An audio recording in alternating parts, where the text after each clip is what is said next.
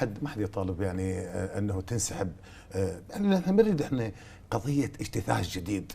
شوف قضيه الاجتثاثات والغاء مطالب المتظاهرين. لا ما يخالف مطالب المتظاهرين اليوم. نعم هم يدينون هذه الطبقة السياسية ومدانة وبالتالي متهمة.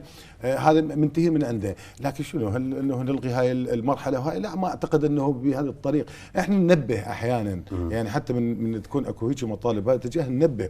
يعني احنا قضية الاجتثاثات والأنظمة البائدة من 58 ما استفادينا من عندها شيء. احنا نحتاج اليوم الى قضيه هي قضيه التراكم، التدرج. في مقدمتك تحدثت عن الخطوه خطوه والكلمه كلمه والورده الوحده لكن اكو ورود. يعني هاي ممكن انه نقدر نتخذها، يعني ممكن قضيه تراكم واصلاح للنظام السياسي بهذه الطريقه انا افهمها.